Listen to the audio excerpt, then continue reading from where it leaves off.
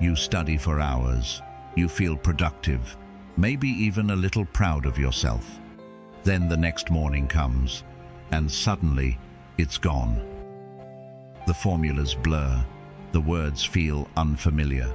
The facts you knew last night now look like they belong to someone else.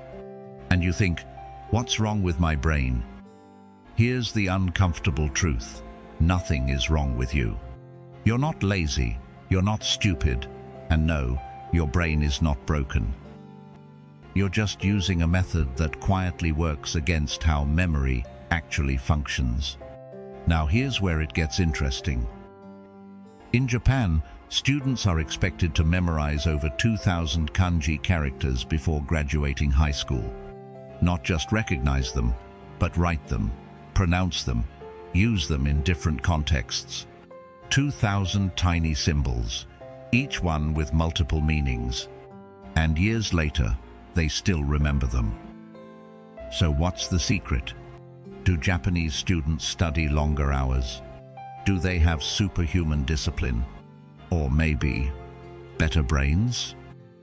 Sorry to disappoint you, it's none of that. They forget things too. They get bored too. They procrastinate too.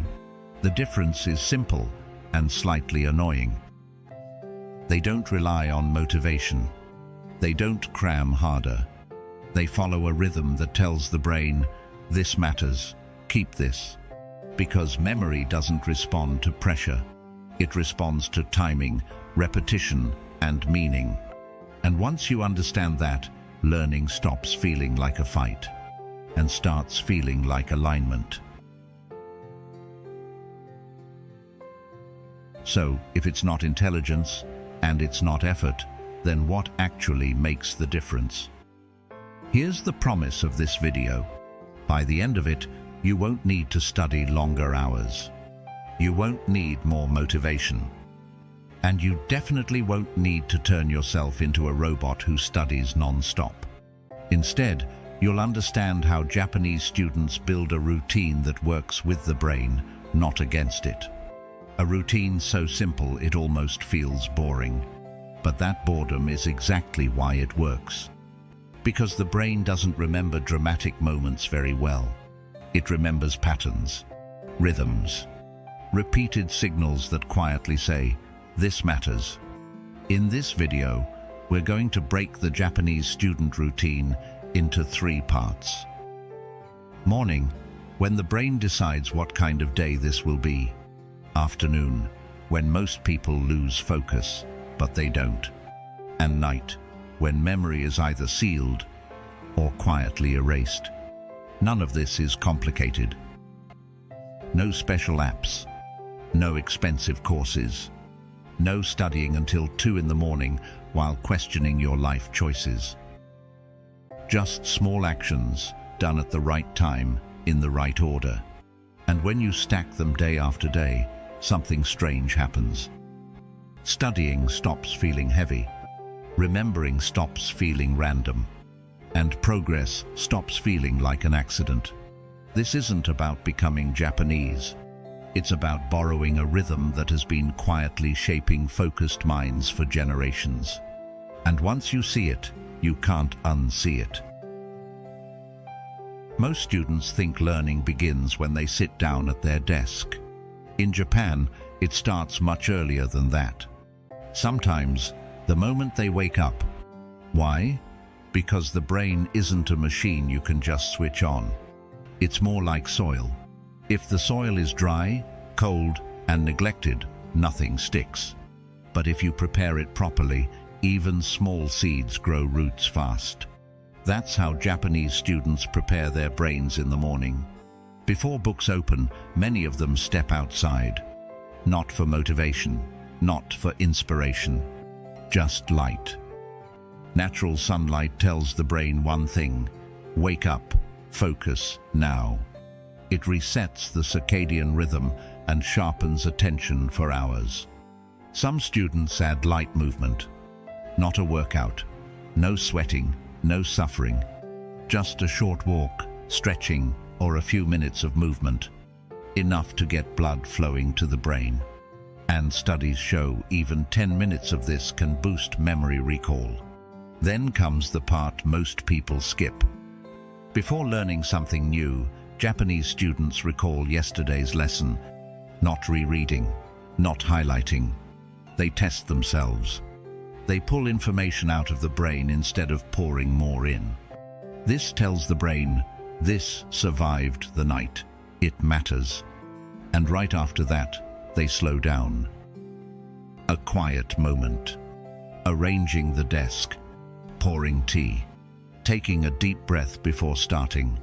These rituals may look meaningless, but to the brain, they signal importance. And importance is what moves memory from short-term to long-term. So the Japanese morning isn't rushed. It's aligned. Light, movement, recall, stillness. Perfect soil for planting knowledge. Only after that, they actually start studying. Be honest, how did your morning actually start today? If it wasn't pure chaos, comment 7. This is where most students go wrong. They treat the afternoon like a marathon. Hours of sitting, endless rereading, fueled by caffeine, stress, and mild panic. In Japan, students follow a different rhythm. They don't fight the brain. They study with it. Instead of long sessions, they work in focused blocks. About 40 minutes of focus, then 10 minutes of rest. Not scrolling, not multitasking, just stepping away, stretching, looking out the window. It feels lazy, but it's not. During those breaks, the brain is still working. The hippocampus quietly replays what you just learned, organizing, sorting, strengthening connections. This is why breaks taken at the right time make memory stronger. Another key difference appears here. Japanese students don't reread endlessly. They revisit information at carefully timed intervals. Day 1, learn it. Day 2, recall it. Day 4, recall again. Day 7, recall again. Each recall sharpens the memory, like sharpening a blade instead of hitting it harder. And surprisingly, this takes less time, not more, because you stop wasting energy on what the brain already tuned out. There's also something very practical here. In the afternoon, Japanese students eat lighter meals. Rice, vegetables, fish. Food that gives steady energy, not a crash. Because focus isn't just willpower, it's biology. A steady body creates a steady mind. And when fatigue appears, they don't push harder. They reset. A breath, a posture check, a moment of silence. These micro pauses prevent burnout before it begins. So the Japanese afternoon isn't about doing more. It's about doing smarter. Focus in bursts. Rest on purpose. Review by rhythm. That's how they stay consistent day after day, and why their knowledge doesn't disappear by exam day. Afternoon check-in. Are you working with your brain or fighting it? If you've learned to pause instead of panic, comment 8.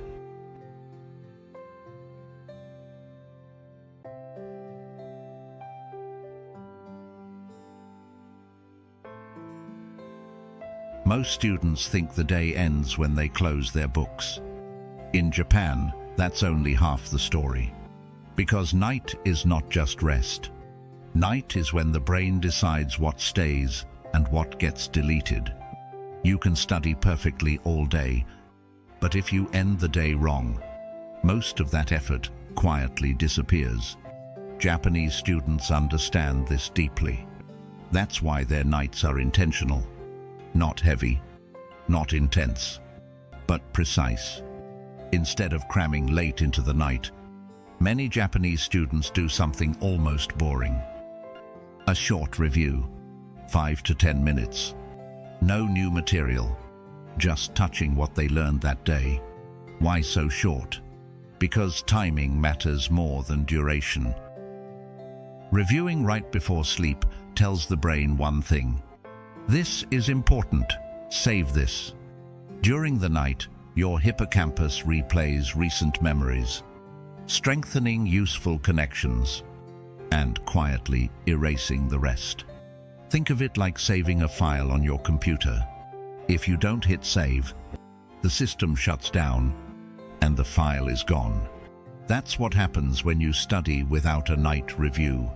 But review alone isn't enough. Sleep itself is the real miracle. While you sleep, your brain reorganizes information. It compresses, it connects, it throws away noise. And deep sleep is where this happens best. That's why Japanese students protect their sleep. Lights dimmed, screens off. No endless scrolling. No, just one more video. Because every late night steals from tomorrow's memory. There's another subtle habit here. Before sleep, many students set a micro goal. One sentence written, one flashcard recalled, one kanji practiced. Not to achieve more, but to end the day with progress. In Japan, there's a concept called ma. It means the space between things, the pause, the silence. At night, students often embrace a few minutes of ma. No music, no phone, no input, just stillness. This isn't wasted time. It's the bridge between stimulation and restoration. And when the body rests, the mind remembers. Western students often live in extremes: late night cramming, burned out mornings, drowsy afternoons, then repeating the cycle. Japanese students learned a different truth. It's not intensity that creates mastery. It's how you end the day. End with review. End with rest. End with calm. And let biology do the rest. Quick night test. Do you end your day calmly or with just one more scroll? If you protect your nights, comment 9. So here's the truth most people never hear. The Japanese students you admire aren't superhuman. They don't have bigger brains. They don't have secret intelligence levels. And they definitely don't feel motivated all the time. They get tired. They get bored. They procrastinate sometimes. The difference isn't who they are. It's how their days are shaped. In the West, we often worship intensity. Long hours, late nights, pushing harder when things feel difficult. We believe struggle is proof of progress. But the Japanese philosophy quietly disagrees. They don't ask, "How hard did I push today?" They ask, "Did I keep the rhythm?" Because rhythm beats intensity every time. Intensity burns bright and burns out. Rhythm looks boring and lasts forever. Think about it. Anyone can push hard for one night. Anyone can cram before a test. But very few people can repeat a calm, focused routine every day.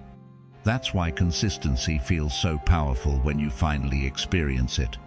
The Japanese approach doesn't chase motivation. Motivation is unreliable. It comes and goes. Rhythm stays. That's why their systems work even on bad days. Especially on bad days. There's also a deeper layer here. Japanese culture understands something we often ignore. The way you end your day shapes who you become. Not your goals, not your plans, but your endings. Ending the day in chaos trains the mind to expect chaos. Ending the day with calm trains the mind to trust itself. This is why their knowledge doesn't disappear after exams. It's not built for a moment. It's built for a lifetime. Another mistake we make is confusing speed with progress. Learning fast feels good, but remembering long-term feels better. Japanese students accept slower days. They don't panic when progress feels invisible, because they trust the compound effect. Tiny actions, repeated daily, quietly becoming unstoppable. This philosophy doesn't just apply to studying, it applies to skills, health, relationships, even confidence. You don't build confidence by forcing it. You build it by keeping promises to yourself. Small promises, kept daily. That's the quiet power behind the Japanese rhythm. So no, this isn't about copying Japan. It's about unlearning a lie. The lie that more pressure creates better results. The truth is simpler. Better rhythm creates better results. And once you see this, you stop asking, how much can I force today? You start asking, what rhythm can I repeat tomorrow? That single shift changes everything. There's one final idea that ties all of this together. Over time, your habits stop being something you do. They become something you are. When you live in constant rush, your identity becomes rushed. When you live in reaction, your mind learns to panic. But when you live by rhythm, something different happens. You begin to trust yourself, not because you feel confident, but because you keep showing up in small, predictable ways. This is why Japanese discipline doesn't feel aggressive. It's quiet, it's internal, and it compounds over decades, not weeks. You don't wake up one day transformed. You wake up one day realizing you've changed. That's the kind of growth that lasts. And once you understand this, discipline stops feeling like punishment. It becomes self-respect, quiet, consistent, unshakable. Now, bring this back to yourself. Not Japanese students, not their schools. You. Think about the way you've been studying, the way you start your mornings, the way you push through your afternoons, the way you end your nights. Ask yourself one honest question. Have you been building rhythm, or just surviving day by day? Because here's the uncomfortable part.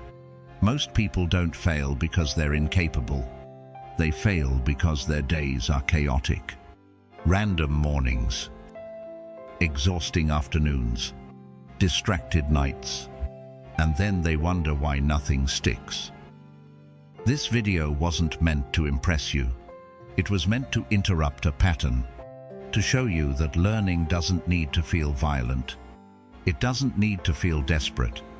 And it definitely doesn't need to feel random. You don't need more hours. You don't need better motivation. You need a day that makes sense to the brain. So here's the return. Tomorrow morning, don't change your life. Change one moment. Maybe it's 2 minutes of light. Maybe it's one recall before new study. Maybe it's closing your screen earlier tonight. Small enough to repeat, calm enough to keep. Because rhythm doesn't start with discipline. It starts with permission. Permission to stop forcing. Permission to work with your biology. And if you've watched this far, you're already someone who cares about learning differently. So don't leave this as just another video. Make it a starting point. If you're someone who already has a daily rhythm, comment 1. If you're ready to start building rhythm from today, comment 2. Not to prove anything, but to mark a decision. And if this helped you see learning differently, hit like so it reaches someone who needs it. Subscribe if you want more videos like this. Because the future doesn't belong to those who grind harder. It belongs to those who move with rhythm, quietly, consistently, for life.